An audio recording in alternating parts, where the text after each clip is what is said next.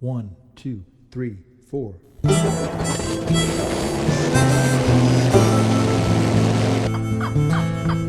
There's a real richness of the culture in Florida.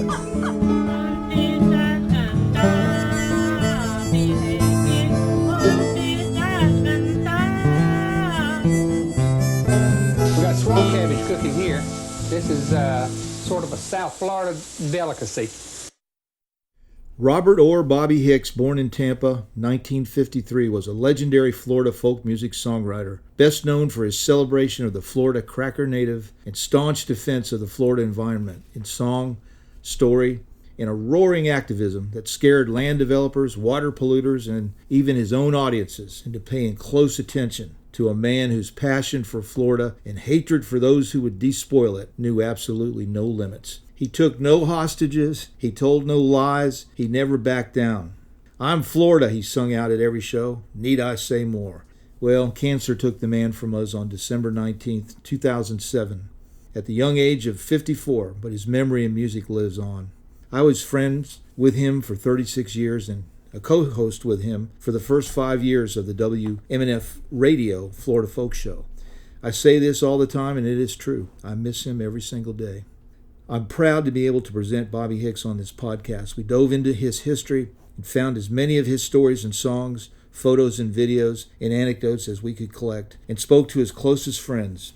His words are as important to Florida's future today as they were back in yesteryear. With man-caused global warming, sea level rise, pollution, and politicians advocating for permits to kill Florida panthers and dump their poison waste into our aquifer, I can imagine a lone man standing on a Swanee River bluff, strumming a guitar and screaming out to the crying wilderness, how I wish I could turn the clocks back before industrial parks and their fast factory stacks, before they mine their damn phosphate till the waters turn black on the Swanee that flows deep in our hearts. It's an image that comes to me often.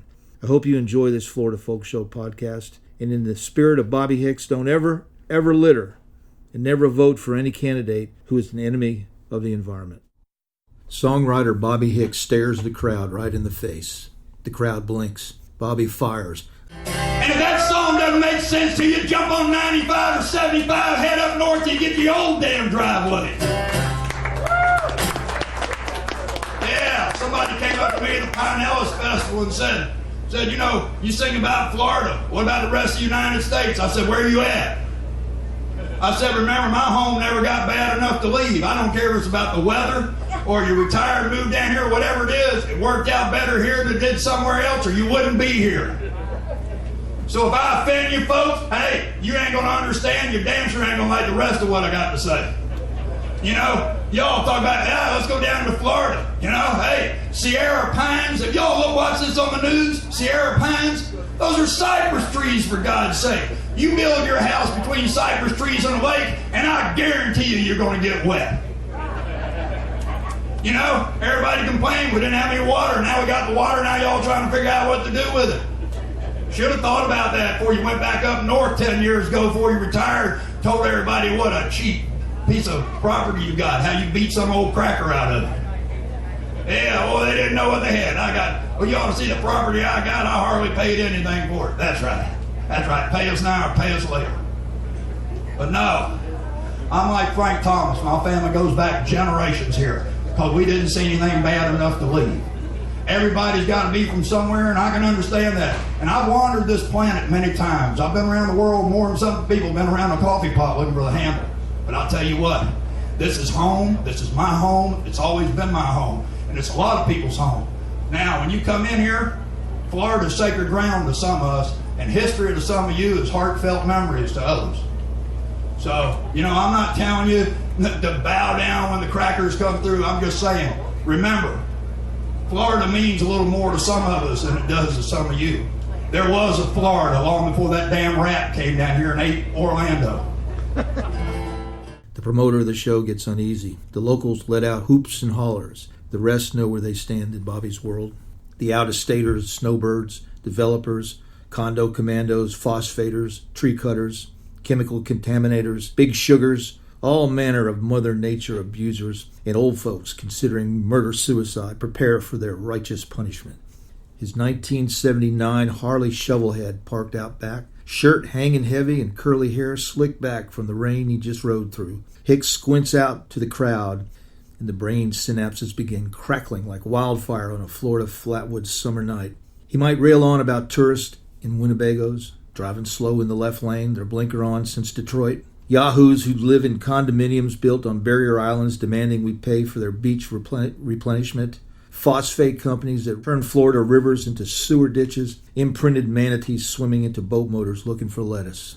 He was a staunch conservative, but I'll tell you what, he was a friend of the environment. He could hurt you with his talk. Yeah. Just you couldn't argue with him. You could not argue with him about the Florida environment. He was right, and there's no doubt in his mind. If it was the ranchers and the people of the blue collar workers and the people that he supported and that loved him, that some of those were people that were had bad environmental plans. She mentioned the Swanee.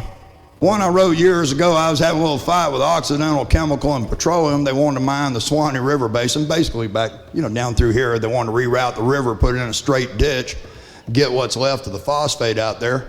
And at the time, we weren't selling any phosphate domestically. It was all going to the Soviet Union and Japan, respectively. And I realize a lot of y'all from around here, and you wanted that work, but I'm sorry, I think that was just a little bit much to ask of the rest of the country to give up another river for about 18 months of work. I wasn't trying to keep y'all from working. I'm a damn Republican. Y'all know I'm screwed up in the first damn place, but I'm not trying to keep anybody from working, but I don't want you to go kill something to work a job that's not going to pay you enough money to raise a family and build a house either. And I'm going to get all this out of the way. Let me get my flag waving done. A lot of people, a girl told me one time, she said, yeah, I'm a lefty like you. And she thought I was on her side of the fence because I was fighting some development, and a government issue down in Hillsborough County. Hillsborough County, where we got the best government money can buy. But anyway, and she didn't understand, I'm a flag waver. I'm a right winger, but I do know the difference between right and wrong. I don't vote party lines. So much to be angry about, so little time. He sucks it all in, rears his head back, grins like a bucking stud, and takes to strumming his guitar. Listen, let me clear up something here real quick. I might have gotten off on the wrong foot with some of y'all, and some of y'all might not have heard me because I notice a lot less people leaving than usually leave when I come in. The dirtiest, filthiest, nastiest, low-down word, vulgar, and whatever you want to call it, that I ever say on stage is condominium. If you grew up down here like I did, I shot my first deer, by the way, where Tampa Stadium is. If you grew up down here like I did, you know what a dirty, nasty thing a condominium is. Most of them, they can't even sell them. They rent them a couple weeks at a time and call it timeshare. And they always got to give you a steak knife set to even get you to come look at one of them damn things. Oh boy, right down the road from, a Walmart. Let's go down there and stay at that condo a couple years till we can build another trailer park. All right. The first few hard notes bring applause from the Hicks fans who know what's coming. One of his signature songs, Condo Hurricane. Well, they cut down the trees and the mangrove keys, and they killed off the coral and the old manatees, and they put parking lots where the beach used to be, and it's damn sure killing me. Yeah, it's killing you and me. Wild applause, some of it nervous. A baptism in holy Florida water by the Palmetto Preacher Man. I've witnessed that scene a dozen times in the 20 years or so I've known Florida folk singing legend Bobby Hicks. At the Florida Folk Festival, where he has been a regular since 1983, country fairs and festivals, outdoor barbecues, corporate functions, battlefield reenactments, quilting bees, and every manner of tavern, from yuppie hangouts to beach bars, his show is consistently caustic, washed in controversy, bathed in resolve. Sometimes he'll flip that guitar behind his back and stomp the stage, attacking the greed and disrespect that have ruined the fishing holes and diving reefs of his boyhood. Last night, as the clock struck midnight, I walked out and I was wading in the mangroves out where I live, because snook season opened in Florida. A lot of y'all always knew me as a poacher and you didn't understand what difference that would make. Well, snook is one of those things I watched disappear. I remember back when I was a kid, they used to net them, haul them down there by the Alphi River. They'd stack them up like cordwood, load them into U-Haul trucks and haul them up north to some damn cat food company. Because the people from up north that tried catching them and cooking them, they said they tasted like soap. You know? Then about the time we started regaining them, Frank Sargent come down here from Ohio. He became a Tribune sports writer. He told all the people from up north, you got to skin them first. And now they're out there catching them every damn chance they get. So we're back in the low numbers again. So I honor the game laws concerning our snook. Other times he'll play those fine-tuned, crafted, haunting Florida folk songs that set him apart from just about anyone who has ever practiced the genre.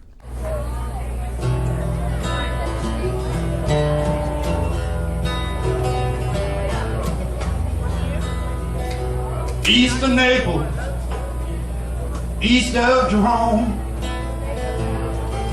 Sawgrass hides the path you take back into his home. Standing there on Cypress, stilts all alone.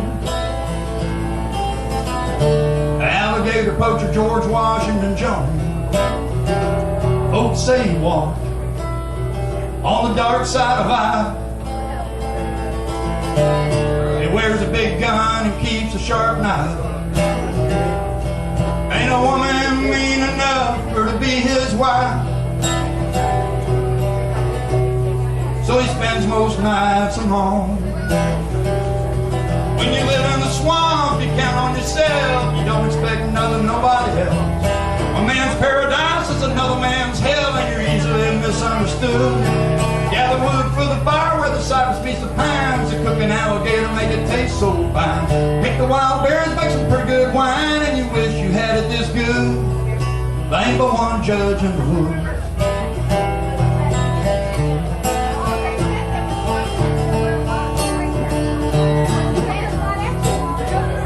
They say he had a family, but he has no more.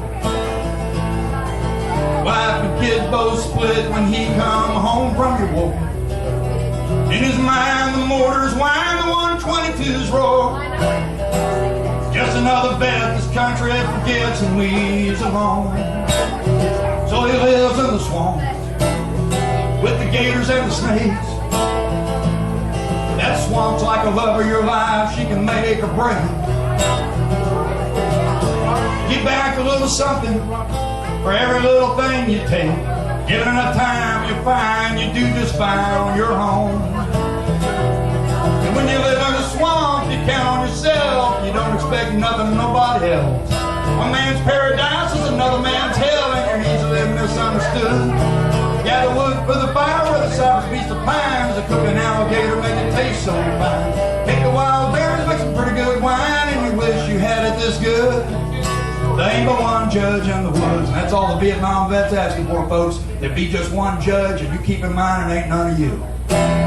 The way he entertained was also kind of fun because he would get up there and let the world know what his beliefs are, that he was in the military and all kind of stuff.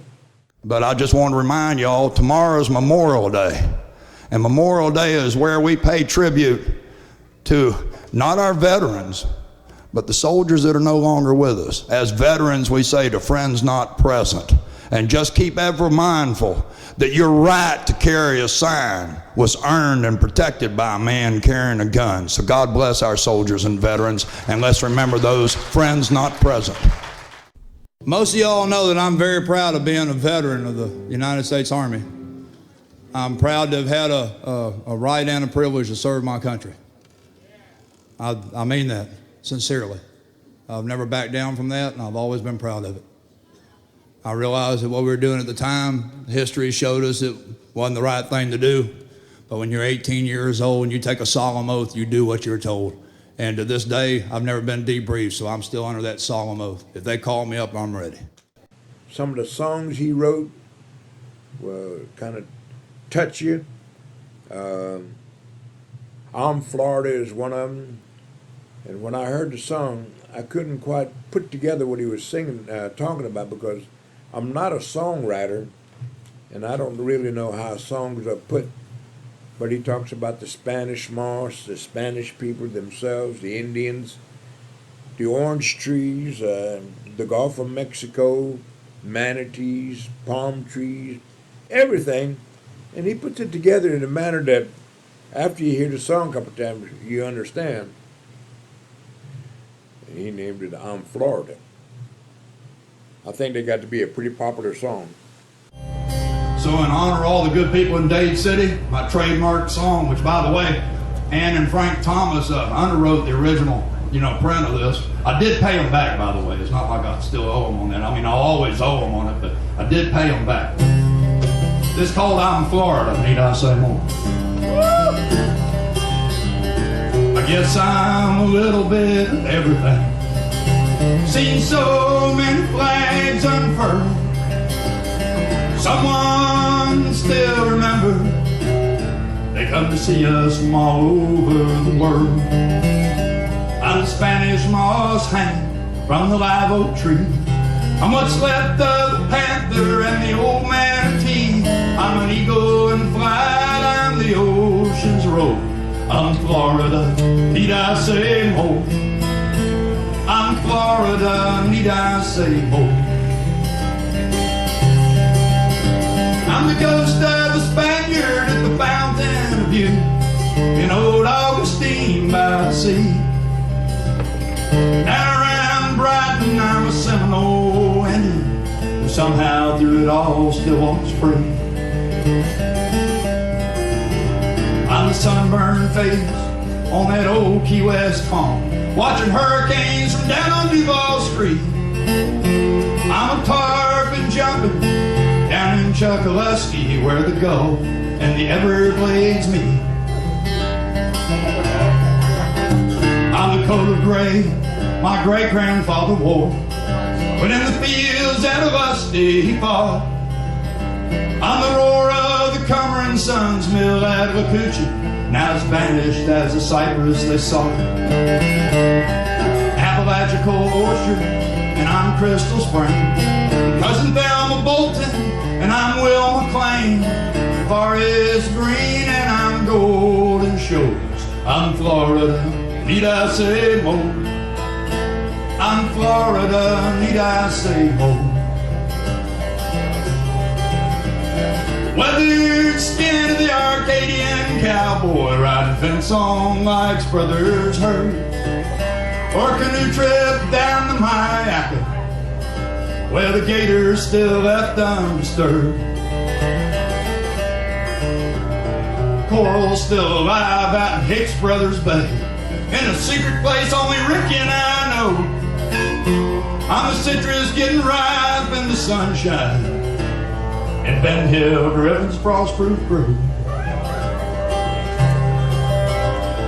Water's once clear as a swimming pool, a fewer than there used to be.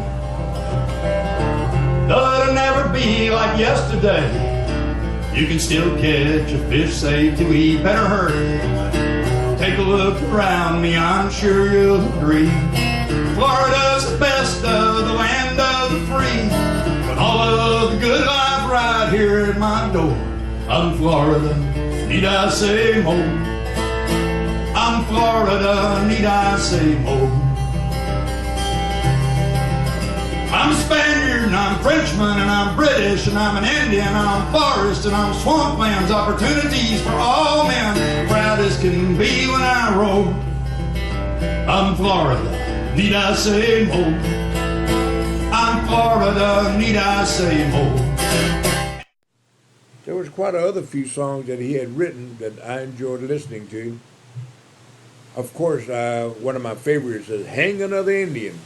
I thought that was kind of cool.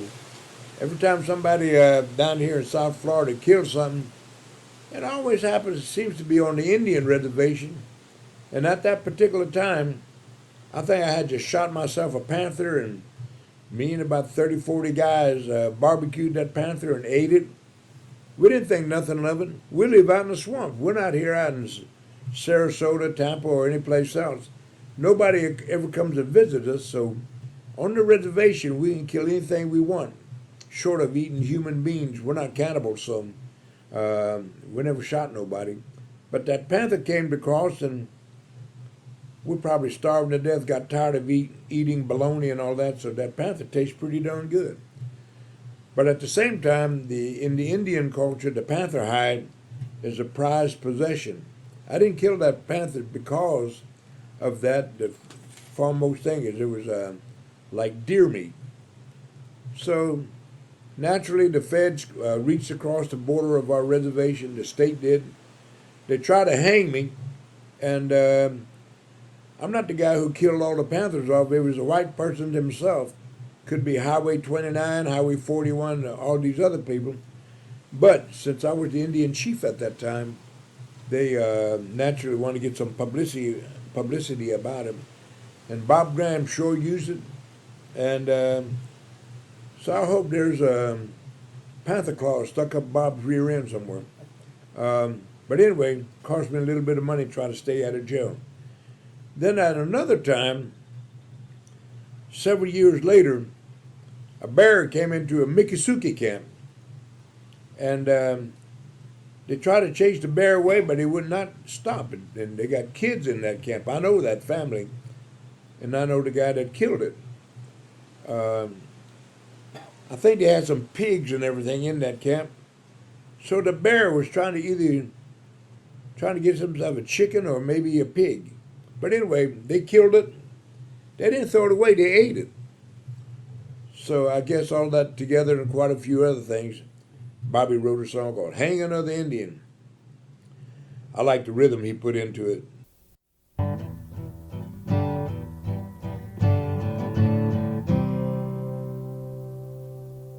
Through all of my studies about Florida, I was ashamed to discover that the road from Tallahassee to Washington was lined with bureaucrats who spend millions without thinking, like a high roller out on the town, and want me to think they're saving my money by putting the Indians down. They tell me all about the Seminoles, claim they're rich and driving Cadillacs, said they did it all with cigarettes and bingo without having to pay any tax. I ask about excessive government spending. The answers I get are the same. Seems they'd rather hang another Indian before the white man will take the blame. They'll try and hang another Indian. Hang another Indian. Hang another Indian before the white man will take the blame.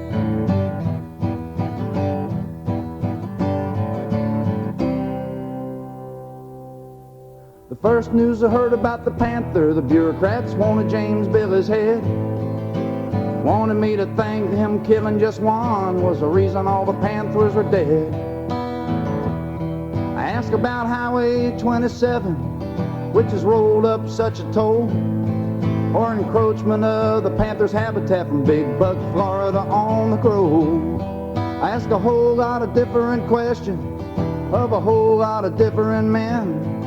Each pointed their finger at the other, pass the buck on to them. Forced to draw my own conclusions. At the solution I was ashamed. Seems they'd rather hang another Indian before the white man will take the blame. They'll try and hang another Indian. Hang another Indian. Hang another Indian before the white man will take the blame.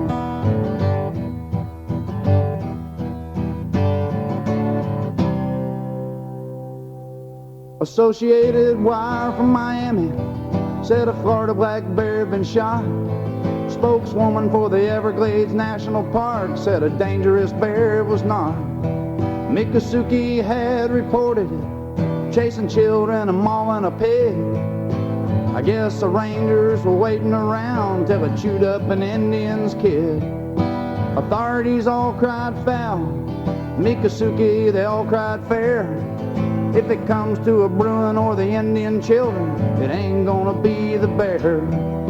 But history often repeats itself, so you can expect about the same. Seems they'd rather hang another Indian before the white man will take the blame. They'll try and hang another Indian.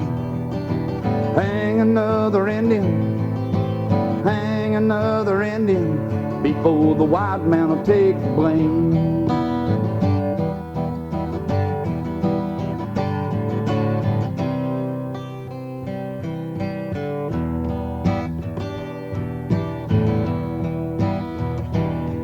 Bureaucrats and politicians, they're a strange and a greedy bunch. They discuss a rape of the Florida wetlands in bed and over lunch. With the flick of the hand, they condemn the land so they can throw up those corporate towns. And if the cypress neath the sky ever catches their eye, well, they'll drain the big swamp on down. But history often repeats itself, so you expect more of the same. When it comes time to explain to the voters who flushed Florida down the drain, they look around for the scapegoat. I know it's sad but it's true. They're gonna look down in Hollywood and James. They're gonna point their finger at you, 'cause they'd rather hang another Indian, hang another Indian, hang another Indian before the white man will take the blame. They'll try and hang another Indian, hang another Indian. They'll hang every Indian on the face of this earth before the white man will take the blame. They'll try and hang another Indian, hang another Indian. Hang every Indian on the face of this earth before the white man will take the blame.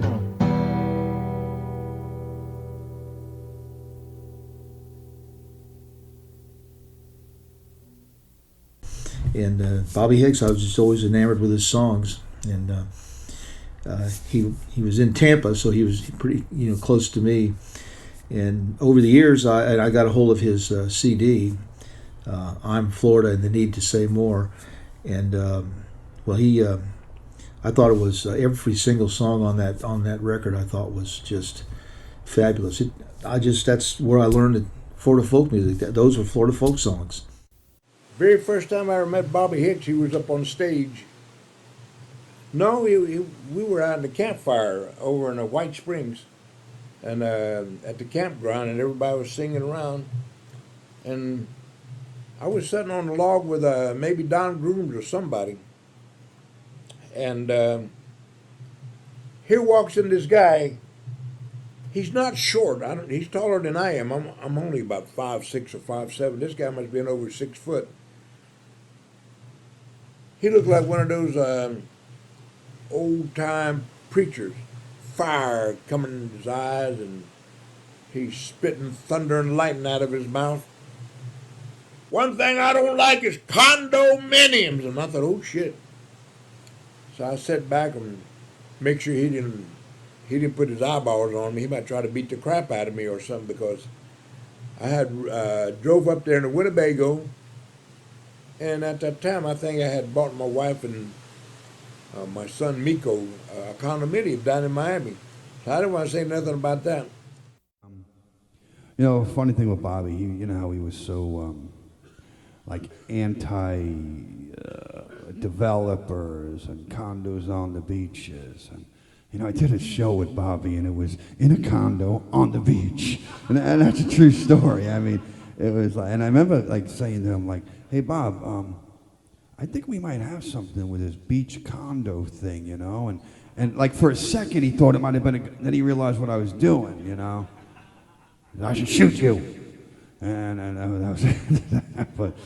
And Bobby railed on. I mean, he just railed on against the developers, and the nastiest word that I ever say on stage is condominium and things like that. And he was the real thing.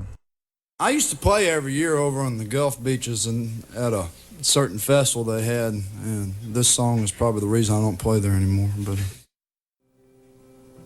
the name of this song is called Condo/Hurricane, a dirty word. The dirty word, of course, being condo, because I have no problems at all with hurricanes. They were not built by the lowest bidder.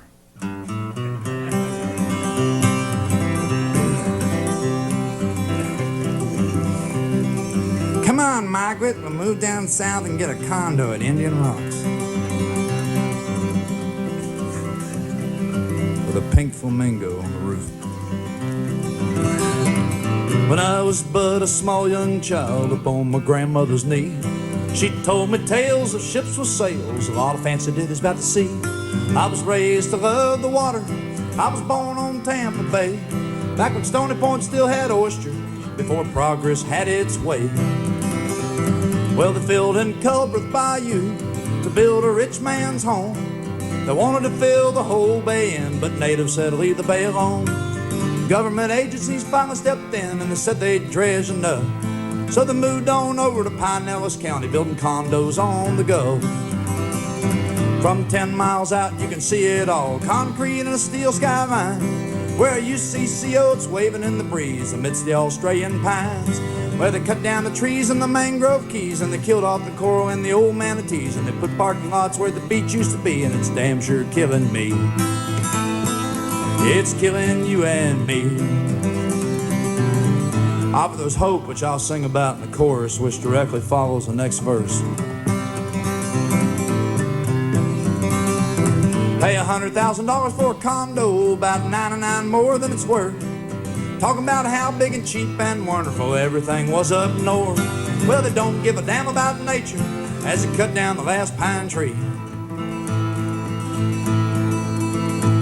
Said the hurricane comes tomorrow, it'll be quite alright with me. It'll be just fine with me. And there's a big wind blowing up from Africa, Africa, Africa. There's a big wind blowing up from Africa, we call it a hurricane.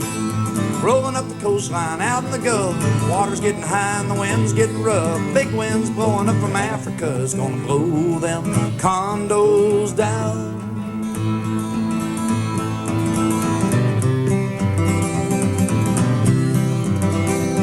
Well, crackers warned the builders in the 60s about the wind and the rain and the tides, but they built the castles in the sand anyway when they talk about the hurricanes died.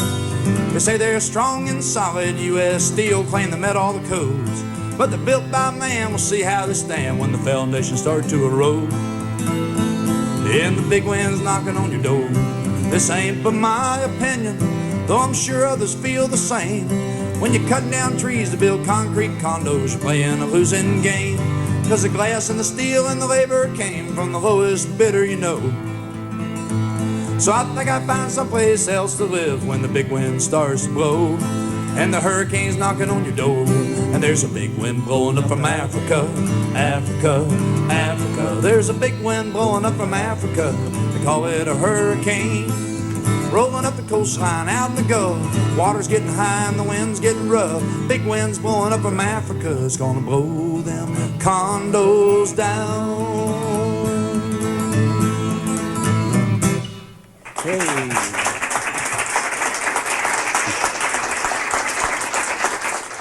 When WMNF 88.5 FM radio asked me to host a show centered on real Florida folk music, I immediately thought of Bobby Hicks as a co-host. And so when the time came and to have the radio show with WMNF, Florida Folk Show, they had an opening for a show, and I sent them an idea. And they accepted it, and I was never doubting in my mind I'd have Bobby Hicks as my co-host, because I'd never done radio before. I don't think he really had done any, and he accepted, and we started the show. A fifth-generation Floridian born in Tampa General Hospital, Hicks was educated at H.B. Plant High, matured in the U.S. Army 1970 to 74, and worked 20 years in the electronic alarm industry before settling down to full-time Florida folk music. Married with a son, and of course he's married all these years to Jenny, and they had one son, Dawson. Man, lady come up to me Saturday with a young lady with her about 24, 25 years old. Said, I want you to meet your daughter. And about the time I got over that, got down here and they come back up and, I told my wife that, I said, things happen, So when they came back up later, I told her, I said, I said, you know, if it's my child, it's my child. No problem about that, you know, and I'll do the retro payments and all that kind of stuff. But she says she's just kidding me. Yeah. So my wife didn't get along with it too good because today's our anniversary. But you don't see her here, right? Yeah. But you'll see where I got Jenny on here. That's my wife's name. I got 31st of August. Well, see, first it just said Jenny on there, you know, one of those homemade tattoos, you know. And had a heart with the sun shining over it, all that. Well, then I decided to put that wedding anniversary date on there. So I had a friend of mine put 31 August over it. And I got home and Jenny said, what's that 31 August doing over my name? I said, that's our wedding anniversary. She said, no, our anniversary is the 1st of September. So when y'all see my arm, that's why it says 31 August and 1st of September down here. It's just one of those things, when you mess up, you know, you just got to kind of keep going. It's like that tattoo I got. I should have gotten somebody with at least as much education I did, you know. I didn't think a guy could misspell a word like mom.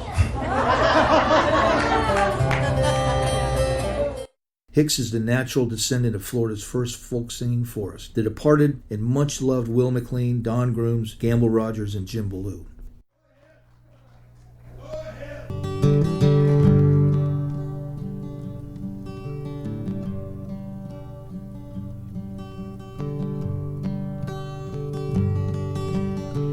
Champion was quite the man, with a banjo or guitar in his hand. The paper said that he picked with some names from up around Nashville way. But well, I do remember him picking with Will and Gamble and Jim. His music helped to fan their flames. Music was Paul Champion's way.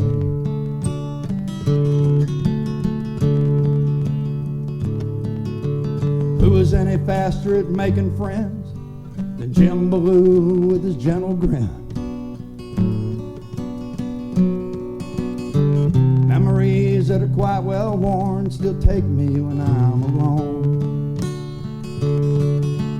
Stray dogs and roll-on manatees, Jim was so much of what we all need to be. Though Alabama seen him born, Florida was his home.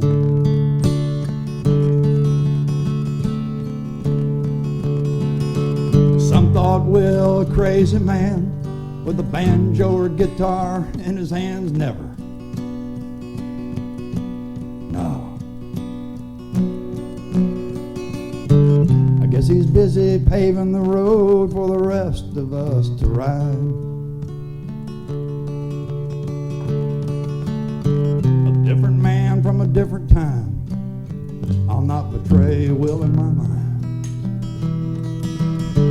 But I wouldn't be telling you right if I didn't say we all had a little Will inside.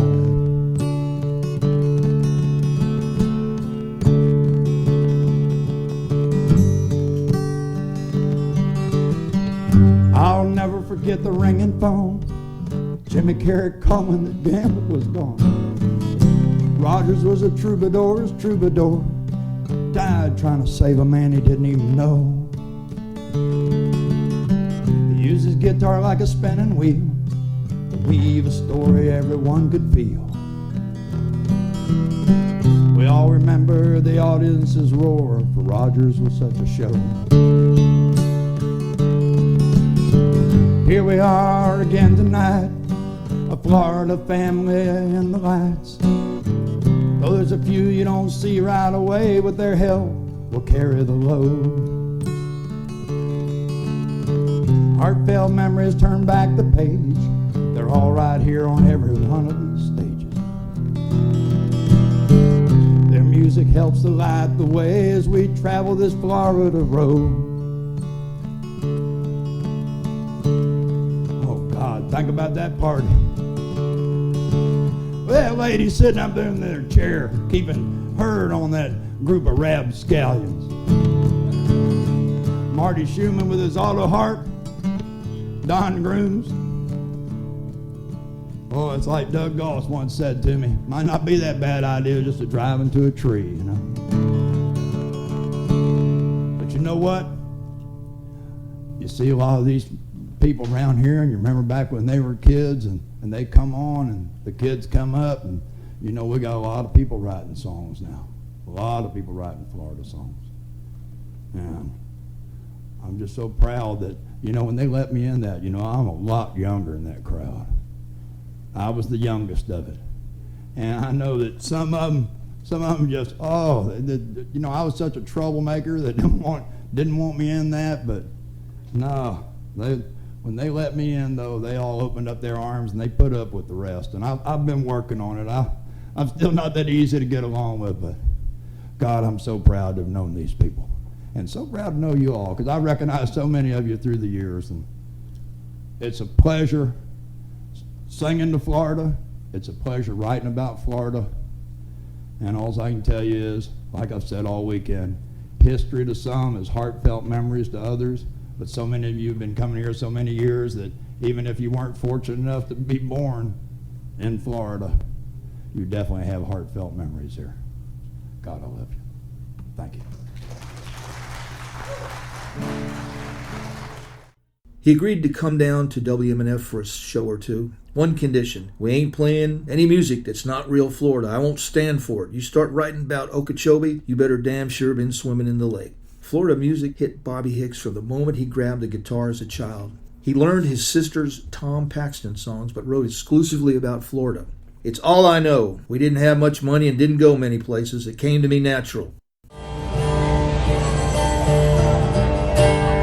There ain't much left to see these days when you ride in Highway 301. Seems everyone with families had to move away, leaving but a few to carry on. Well, Vice Abraham had a fruit stand in Newberry. He's seen his friends and neighbors headed south.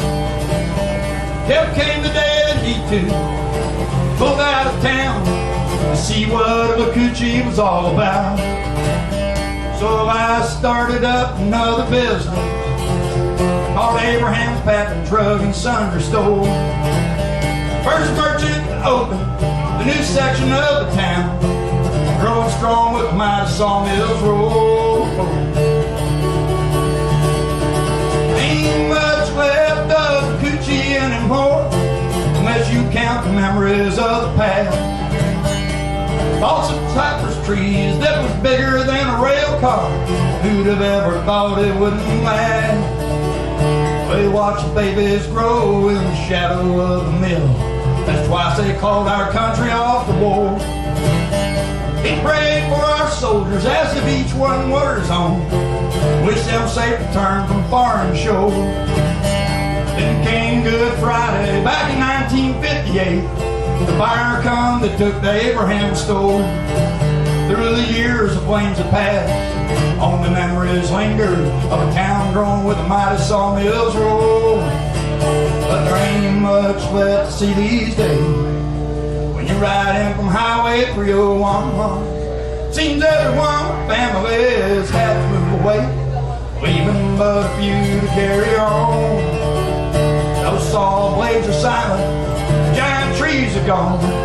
You remember the payday whistles scream, but the Abrahams still see those old giant cypress trees rolling into town with the locomotive steam. Yeah, Comer was mining phosphate in Newberry till they headed south in 1921. Well, they opened up that sawmill in 1923. By 59, the sawmill and the giant trees are gone. Ain't much left to see these days when you ride in from Highway 301. Miss Marie still can hear that giant sawmills roll, and her love for the Coochie carries on.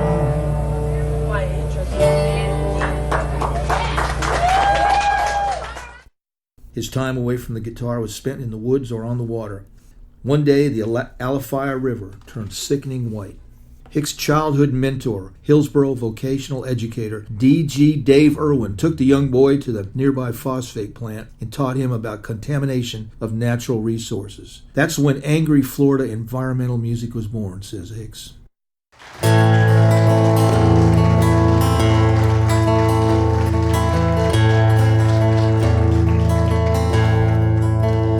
This whole festival is about rite of passage.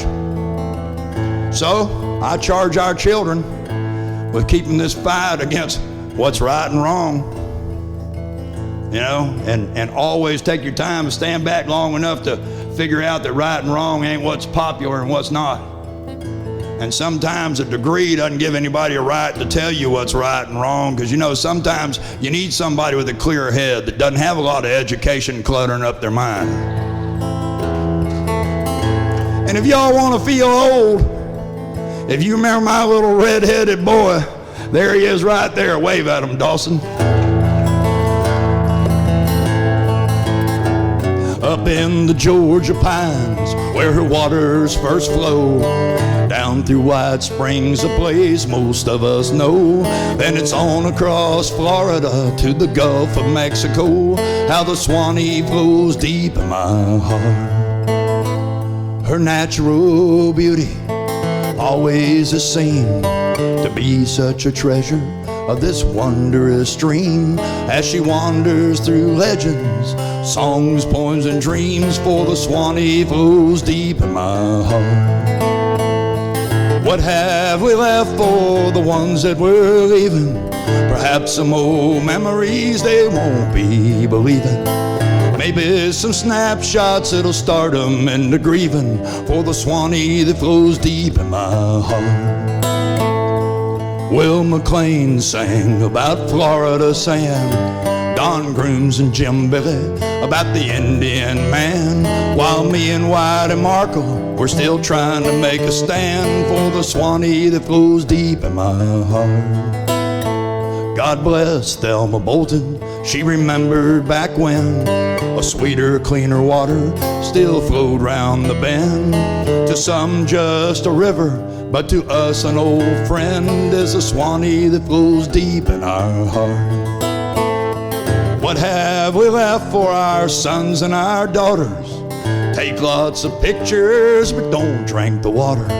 Occidental calls it progress, but the crackers call it slaughter of the Swanee that flows deep in my heart. I gaze around Florida at the swamps they've laid dry. They fill and they dredge to build buildings to the sky. When you fill it, you kill it. How the thought makes me cry for the Swanee that flows deep in my heart. How I wish I could turn the clocks back before industrial parks and her factory stacks. For you mind the damn phosphates and her waters turn black, for the Swanee flows deep in my heart.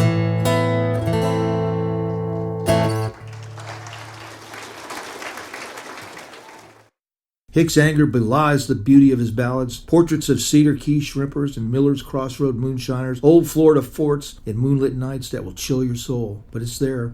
Even the sweet love song, The Swanee Flows Deep in My Heart, has a stab at Occidental phosphate in its treasured description of the river. Hicks' humor is another hard act for some to take. Number one, it's not abrasive. You'll get over it. Just listen to the whole picture. You average it out, and it's not bad at all. Remember, cussing and meaning no harm is far better than praying and meaning no good. He unveiled a plan called Exploding Geriatrics. The idea was for old folks to do some good for Florida. If you're planning murder-suicide, strap on a bomb and walk into a condo. He read it on the air on WMNF, and I believe it was the program director, Randy Wind, called me in and said, man, we've been having people calling in saying that Bobby's advocating terrorism. I remember, I remember things in just like a flurry of memories. The many times that I would hear him on the phone talking to someone in the radio station while a song was playing, and I'd hear him screaming, "I'm Bobby Hicks. I'm the only one in the phone book. You know where to find me." And slamming the receiver down, and I remember we were down in Chokoloskee one time, and another dear buddy of mine named Colin Kinney, Rayford Stark. we were all sitting there playing our guitars, and I think Colin was it was either about the guitar or Colin and I were talking, and Bobby Hicks had not really been introduced to Rayford Stark yet. Rayford Stark come walking into the circle of a bunch of people by a campfire, and Bobby Hicks was talking at the time. I'm not quite sure what the wording was said, but he kind of pointed his voice in the direction of Colin Kinney and goes, "Back where I'm from, it's not polite to be talking when other people are talking." Colin, Rayford Starr kind of shut up, and I did too, wonder what the heck he's talking about. Yeah, he let you know right on the spot that he's got the floor, he's got the show now. I don't want nobody interfering with my conversation or anything. That was funny. He actually got into fights. Yeah. I remember one night at the Katiki, I was on stage playing, and all of a sudden, back in the back where the bar was, people started jumping up and running around as like a traffic accident happened or something. And there was Bobby Hicks in the middle of it. Somebody had made a comment that he didn't appreciate it, and the next thing you know, he punched somebody. And if you don't want Bobby beating up on you, you need to introduce yourself. Tell him what your intentions are. Don't catch him by surprise, you know.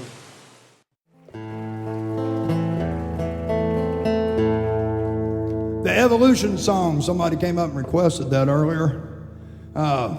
Which, is James here anywhere? I always like to do it around him because it's better when you're talking about somebody to have them in front of you. I'm not like those people call me at the radio station. You know, they call from a payphone, so I can't use caller ID and call them back. But anyway. I think we were over in White Springs, and that was at the time when I was still playing CCR, John Fogerty songs, and some rock and roll songs. Don Grooms and Will McLean, we were all by ourselves. And he said, "James, you got a good culture that you know a lot about. You need to write some songs about it." So I'm not a poet or anything like this, so yeah, maybe I could. I could take some of the Indian legend stories, how I was raised, and maybe I can slap one together. Well, lo and behold, I was sitting around Bobby Hicks somewhere. He was singing about Fort McCoy. The evolution of a folk song. I had this song called "The Spirit of Fort McCoy," you know. Up in Marion County, there's an old sinkhole not far from Ocala town. Anyway, old James Billy kind of liked the song, you know. And so, it's got that A-E or A-C-E-D-A sort of sound. But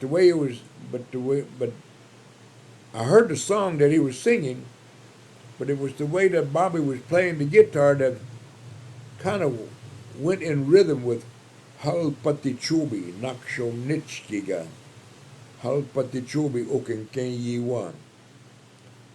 So when I came back to my camp, back in Big Cypress, I was sitting by my campfire trying to think of something. And I couldn't come up with a damn thing. But I had to go to Tampa.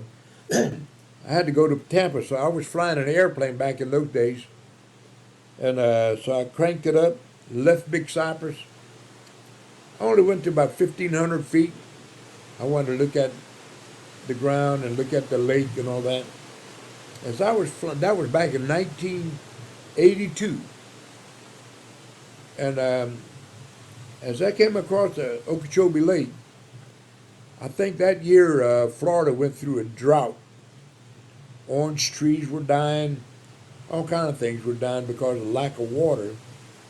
So lo and behold, when I came over Okeechobee Lake, I looked on the shoreline, and I see these little half circles laying all over the place. I said, "What the heck is that?" So I flew down, to about 50 feet just above the ground, and there was hundreds of alligators laying out there. Holy smokes. I thought to myself, if this was about 10, 12, 15 years ago, I'd be a rich man because alligator hides, we were still killing them, selling their hides. But I looked at all those alligators, and when I was growing up, my grandmother and grandpa used to say, Halpati nakshunitski. Alligators are mysterious. If they ever get you, take you underwater, you're never going to see daylight again. So he's very mysterious. Halpati ogankayiwa. I mean, he swims in the water. In other words, he's amphibious. So I know that. I see alligators all the time in the water. Halpati hinnogajanjuwa. Alligator can harm you. I know that too. I've been bit many times by alligators. Omegma, halpati himashanjuwa. But an alligator can help you make money. I said, wow, that's... So all those little things went through my head. So as I was flying over the Okeechobee Lake, I powered up. I was climbing up to about 3,000 feet to go to Tampa. And all of a sudden, the words Halpatichobi, Nakshunitskiga, Halpatichobi, Okinkayiwa, Halpatichobi, Hindogajianjiwa, Halpatichobi, Himashanjiwa. That means he's mysterious, he's amphibious, he can hurt you, he can help you. But the reason why I went 4 ways to do it is because in our culture, number 4 is our number. It's just like the colors, yellow, red, black, and white. And so I put that song together, and I had it pretty much completed in several days. But there was one part of it that I couldn't get together. I can't right offhand remember that. Big alligator didn't even pause. My dog disappeared in the gator's jaws. And that was that little phrase there was given to me by Don Grooms. Anyway, while I was mumbling and humming to myself, Bobby Hicks' songs, Fort McCoy, I was just thinking about hitting it. Hal patichobi nakshunitskiga, hal patichobi okinkayiwa. And I started strumming, and those were the keys, same keys. So I put the song to Bobby Hicks' chords on Fort McCoy. Somehow he started writing words to the song, but he had that music hung up in there, and it came out, I was raised in the swamp by my old grandpa, who ate turtle meat, a fish called cod. Grandpa told me about the panthers and the bears, but most of all, he told me to beware. Okay, so we'll go back for it. But where'd it go from there? As time went along, I recorded the song, and a guy came out on the radio singing a song. I can't believe I'm sitting here on the front porch just a swinging. Old John Anderson. So he was going to play either at some stadium in Tampa, or he was going to play at our place in Bingo Hall. I'm not sure. But I didn't see him, but I gave my cassette to one of the guys that was with him. And not too long afterwards, I guess he used the same chords Bobby Hicks had. And next thing you know, a song came out, Seminole Wind. And that was the funny thing about it. Old John Anderson needed a song. He's hanging out with James, listening to all this, down the swamp and everything. Blow, blow, Seminole wind, blow like you're never gonna blow again. But it was the exact same chording. I can sing Big Alligator to Fort McCoy, and I can sing Big Alligator to Seminole Wind. And I guess because of that, maybe John Anderson felt bad or something. He gave me a guitar. Somebody stole it from me down in Nicaragua. And I wasn't paying Bobby Hicks off with a banjo, but I wanted him to play the banjo because Bobby Hicks looks like a banjo fella when he's singing some songs. So I gave him the 6-string banjo to play, and to this day I don't remember him playing that banjo anyway. So anyway, the song went platinum. He sent James the record to hang on the wall, and didn't even tell me thank you. James, being the upstanding person he is, he gave me a banjo. I don't know what that had to do with the banjo for me, but anyway, it's like a 6-string banjo. It's half guitar, half banjo, which makes sense because from James, he's half Indian and half crazy. So this is the song that started.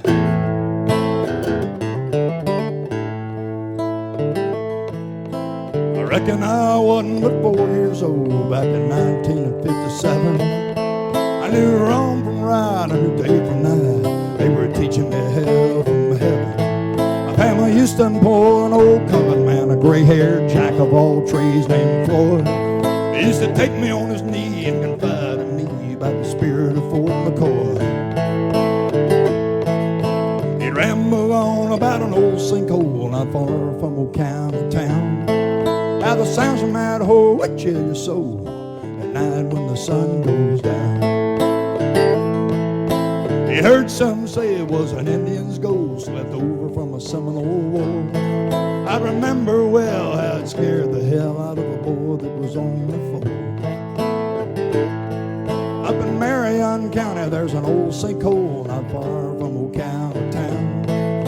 The sounds from that hole would chill your soul at night when the sun goes down.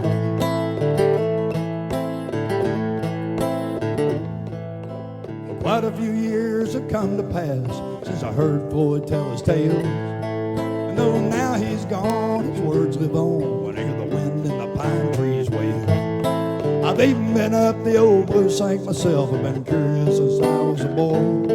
I've seen and heard some things that etched in my brain the spirit of Fort McCoy. It was late at night, not a star in sight. I was camped by the water's edge. When out of thin air, well, some images appeared. First I thought they were all in my head. I froze at the sight of these apparitions, each echoing of the past. Each told a sail, in the air they sailed, and I felt I'd breathe my last.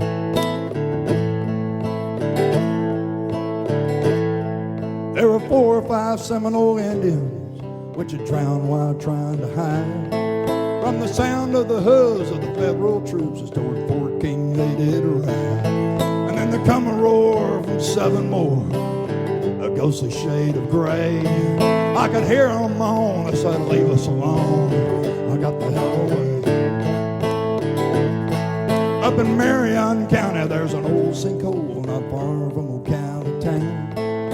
The sounds from that hole would chill your soul at night when the sun goes down. You can go ahead and call that my imagination. Been building since I was a boy. You can write off my lines as the wind in the pines, but it's the spirit of Fort McCoy.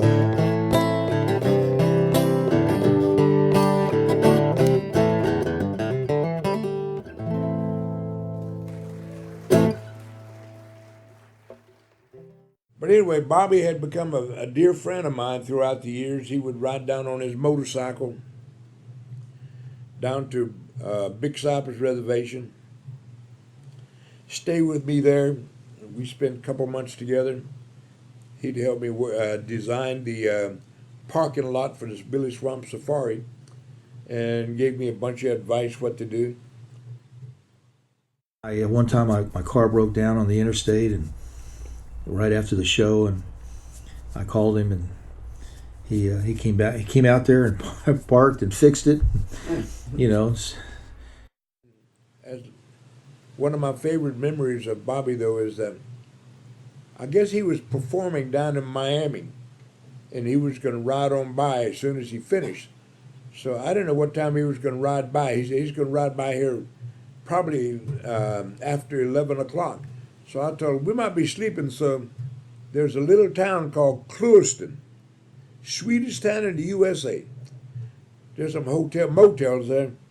So I told him I'm going to give him a room there, him and Dawson, and I'm going to leave the key with the manager. So I guess during that night, he come by there, and the manager, those dot on the forehead type guys, didn't get up to give him the key.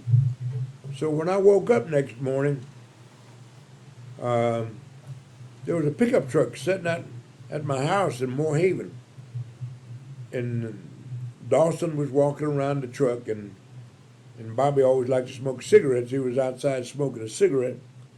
I got up and said, "Hey, what? Y'all got up pretty early. I thought y'all be sleeping in." So I said, "How was the room?"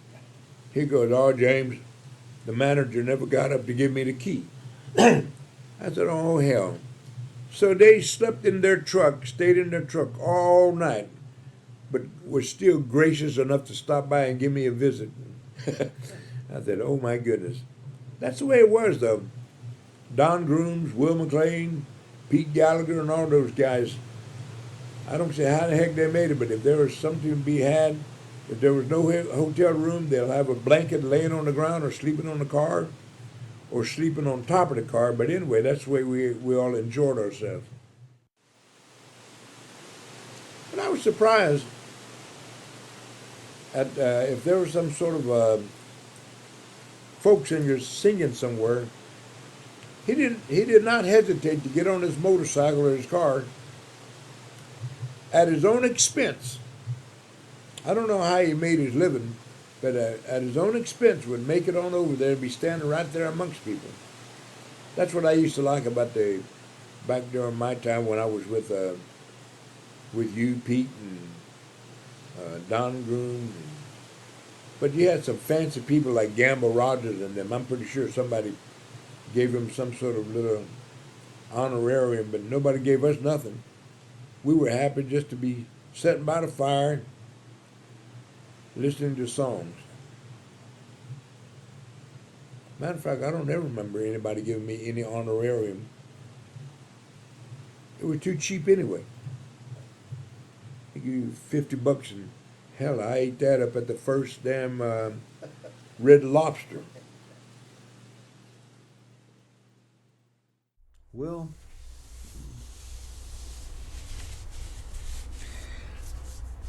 I remember a couple times laying out this. I think this was at once in White Springs, and I think once in St. Pete on a particularly clear night.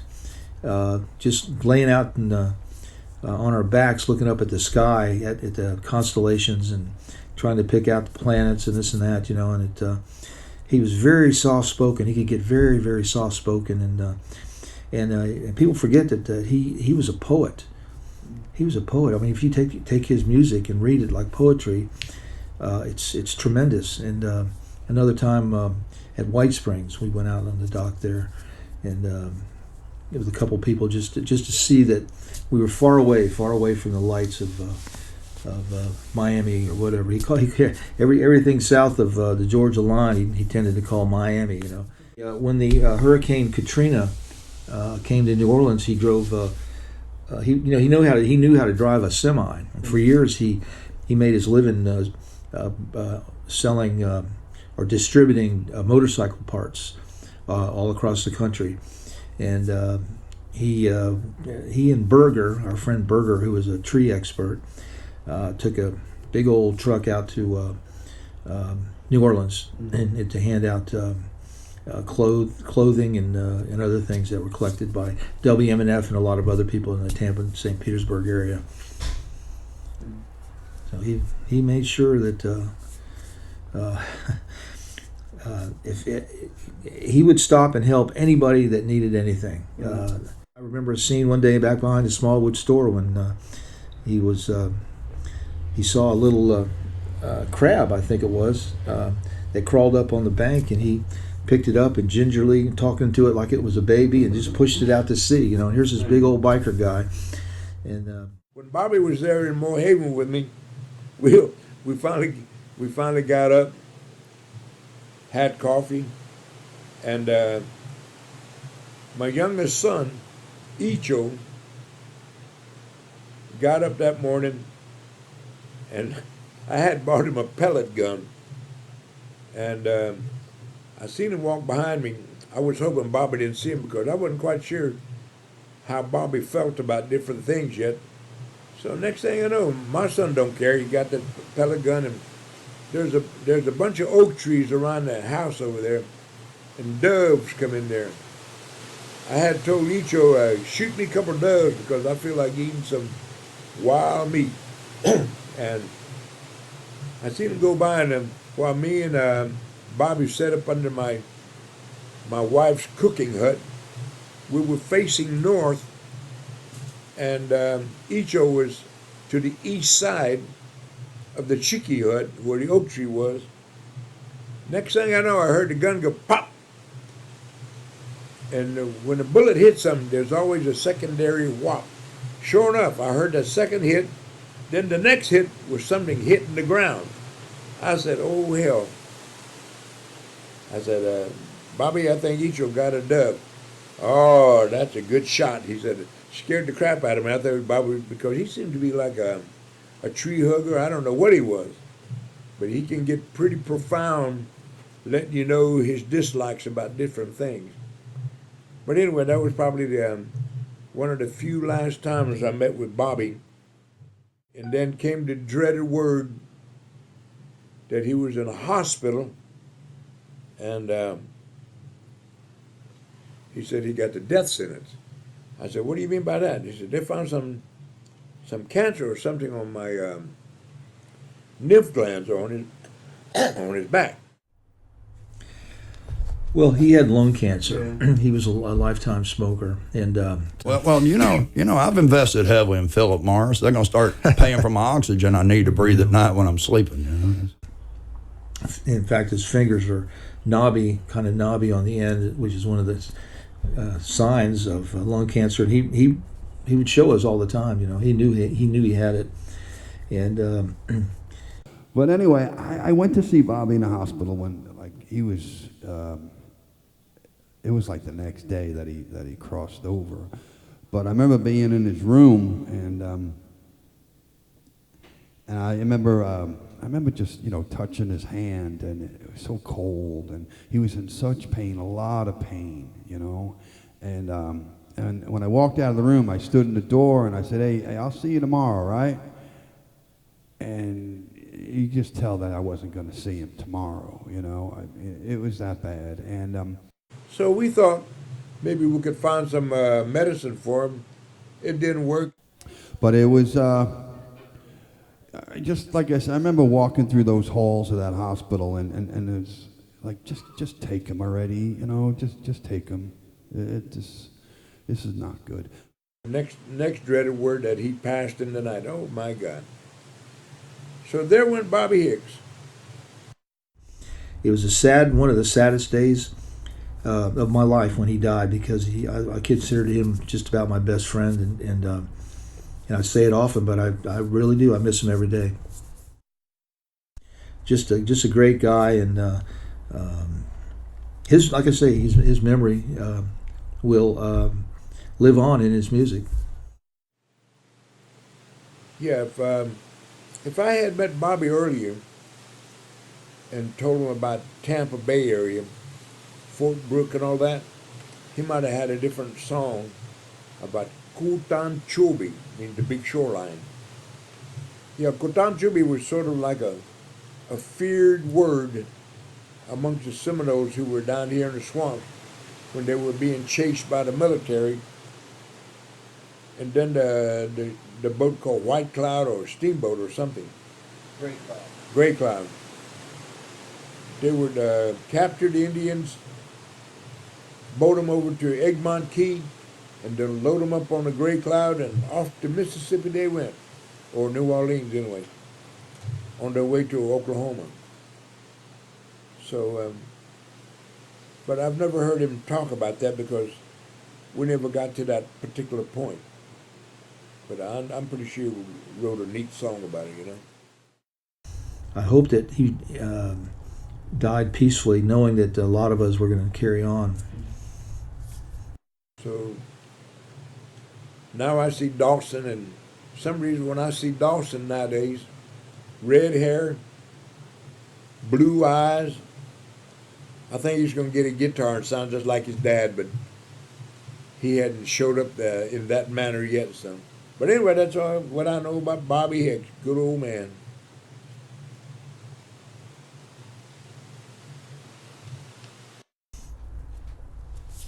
But it's been tough making this podcast because, you know, I just a lot of things I had not thought about in detail for a long time, and we've been going through all his music and found a lot of rare things, and it's a substantial life he lived in the favor of the Florida environment, and I hope that one day he goes in the Hall of Fame or something. He should. So, Bobby Hicks.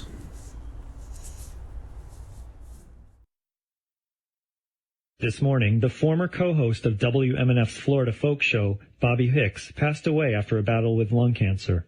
Bobby Hicks was a singer, guitarist, and prolific songwriter, in addition to being a vocal advocate for Florida's environment. This afternoon, WMNF spoke with the host of the Florida Folk Show, Pete Gallagher, about the music, activism, and legacy of Bobby Hicks. Well, Bobby Hicks, I first met him about 25 or 30 years ago, and he was one of the first outspoken environmentalists that I had ever known. He was the type of person that would put himself right in front of the developer or whoever it was that he was upset with, and go right up in his face and say what he thought. There was nothing polite or giving about what he was doing. And that was impressive to me. And then he carried this on in every part of his music, whether it be writing songs about hurricanes that are going to come and knock the condominiums down, the sadness of a river that might get destroyed by phosphate.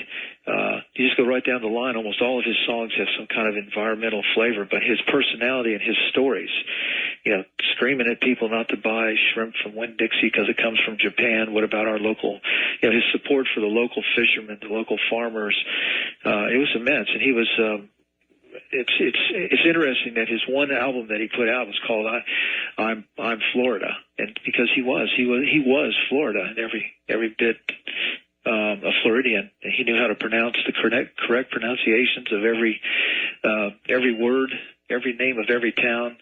When I first started the Florida Folk Show, that was the very first thing very first thought that came into my mind was I need to have Bobby Hicks on this show with me, because I knew that it would immediately certify the show. Because people were saying, well, what's Florida folk music? I figured if Bobby Hicks was on there, then whatever we played was Florida folk music. Because if it wasn't, he would pull out his Derringer right in the studio and point it at me, So, I mean, he was the real thing. And this state has lost a great champion. It's a real sad day for all of us. That was Pete Gallagher, host of the Florida Folk Show on WMNF, speaking about his former co-host, Bobby Hicks. Here is a short clip of Hicks co-hosting the Florida Folk Show in June of 2006, talking about development in the Big Bend area of Florida. It's where Florida makes the hard left turn toward the west. On the Gulf Coast. And you get up there around Taylor County. And this is the problem that's getting me. Folks, y'all remember what happened last time you let some big talker into there? That's when Procter & Gamble and them came in and trashed the Fenn Holloway River to make that damn cellulose and build those damn disposable baby diapers out of. You remember that? They trashed the damn river. And you all thought that was going to bring so much, wealth and prosperity to the area. Of course, it didn't do it. And now y'all getting ready to buy another bill of goods. They're wanting to build the Magnolia Bay Marina and Resort. In fact, I'll tell you who wants to build it. Dr. J. Creighton Pruitt Sr. and Chuck Olson. 7,000 residences, 200,000 square feet of retail space. But that's not the problem, folks. For their marina, they want to cut a canal through the Big Bend Seagrass Aquatic Preserve. They want to cut a canal through it, 100 feet wide, 7 feet deep, 2 miles long for a hotel, and that's known as Boggy Bay. So we know what's going to happen. You know, that mud's going to keep filling back in. They're going to ruin the whole damn preserve. Yeah. You know, and for nothing. You know, because the first thing y'all do, you don't care about the damn water anyway. Like those ones that built the condos on the Gulf, first damn thing they build is a swimming pool. They're not interested in that damn water. That was Bobby Hicks, co-hosting the Florida Folk Show in June 2006. Hicks passed away this morning. Tomorrow morning, the Florida Folk Show will broadcast a special tribute to Bobby Hicks beginning at 9 a.m.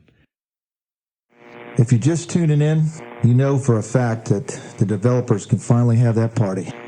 They can celebrate a grand holiday where they can all stop their developing for one day and gather all their fellow developers and condo makers, river killers, smokestack bandits, and assorted friends and families and mistresses and poodles all together and order up a couple tons of Canadian booze and little Japanese hot dogs stabbed with toothpicks made in China, and plates of gravy, Swedish meatballs, and some kind of nasty bagel and ham brulee they only eat up north, and gather at the big Hulk Hogan-sized house at the end of Arm & Hammer Lane and drink toast after toast to the falling of yet another huge barrier to their dirty plans to cut down every tree and steal the Swanee River's water, defecate traffic jams across the peninsula, and completely pave over every last strand of forest, wild land, sandy beach, cypress dome, and swimming hole in the godforsaken Sunshine State. Bobby Hicks is dead. The great Florida troubadour is gone. He left us yesterday around 4 a.m. in the morning with his wife and his son at his side. Now the developers won't have to worry about that doorbell ringing. They won't have to worry about the party and about the wife of the house answering the door and confronting a tall, salt and pepper-haired man in a motorcycle jacket, his shovel-head Harley pushed right up to the front porch, his face all maniacal and a deep furrowed frown over a Shiite-eating grin, the front of his shirt bulging from 7 sticks of nitroglycerin dissolved in nitrocellulose and ketone, wrapped in hard paper 20 centimeters long and 2.5 centimeters in diameter, all connected to the hairs of his chest with wires and coat hangers and medical tape, to an electric blasting cap connected by a short 7.5-inch Smith & Wesson ignition string to Bobby Hicks' knobby but steady right hand. They don't have to worry about the gruff voice of Bobby Hicks like a grizzly bear roaring at Sonny Barger beating the hell out of James Earl Jones yelling, "Avon calling," and pulling that ignition string with a fist to the exploding sky. It's safe now to gloat, be greedy, and brag about having the last live oak tree in Collier County in your backyard and next to your Olympic-sized pool, and then hand out invitations to all the party guests for the cut down the last tree party next weekend. Oh, the developers are going to have some fun now. What a wonderful world they have today. It's safe now to even play golf where the Panther once roamed, and ride jet skis through the manatees, put up Walmarts in the wetlands, and carve out moonscape mines where God himself planted a precious forest of longleaf pines without any worry of that arrow coming from nowhere to pierce the heart of their multi-million-dollar plan to rip off the taxpayers and their most important legacy, the Florida sand. Bring on the landfills. Bobby Hicks is gone. It's safe to litter again without worrying about some crazy guy on a bike shooting Derringer bullets into the trunk of your car. And you crooked politicians, you're all invited to the party. Admit it, you cowardly bastards. You've all just started drinking this morning. When we first announced that Bobby was gone, I could hear the corks popping from Brandon to Gulfport all the way to Tallahassee. Cancer, a damn cancer brought down what no lying judge or city manager or county land planner could ever take down. Hey, why don't you go out and change the state song? Get rid of the English language, make prayer a crime, and pass your laws to allow growth without infrastructure and to force Granny to buy a license to fish in her backyard canal. Yep, Bobby Hicks is gone. I'm sorry to report. I can't believe it. It's hard for me to accept right now, Rayford. You can almost hear the revelry from the pointy-headed progenitors of pavement in progress. Yahoo! The wicked bitch is dead. Finally, the developers can have that party, put lampshades on their heads, make old people homeless by tearing down their trailer parks, put mom and pop out of business, get rich off the crackers' misery, and tear down, keep tearing down the old Florida way. How I wish I could turn the clocks back before industrial parks with their factories stacked, before they mine the damn phosphate and their waters turn black in the Swanee that flows deep in our hearts. What have we left for our sons and our daughters? You can take lots of pictures, but don't drink the water. Big business calls it progress, but the crackers call it slaughter of the Swanee that flows deep in our hearts. Bobby Hicks, my old friend, rest in peace. with the knowledge that your music will live on forever. It'll remind all of us, guide us, and keep kicking our asses the rest of our life. Bobby, you were Florida. I don't need to say anymore. Bobby Hicks. Thank you for listening to the Florida Folk Show podcast. This episode of the Florida Folk Show podcast was produced by Pete Gallagher and Tim Valley. It was edited and engineered by Tim Valley. It featured Pete reading an article he wrote about Bobby Hicks. It had music from Bobby's CD, I'm Florida and the Need to Say More, as well as live clips, performances at the Florida Folk Festival from the Florida Memory Project, and recordings of Bobby at the Dade City Pioneer Festival that were recorded by Carl Wade. Pete was interviewed and recorded by Tim Valley. Jim Billy was interviewed by Pete Gallagher and recorded by Tim Valley. We also featured clips of Tom Scudero off of his album, The Best of Me Live. Lastly, we featured clips from WMNF 88.5 Community Radio. We hope you enjoyed the episode, and as always, have a great Florida day.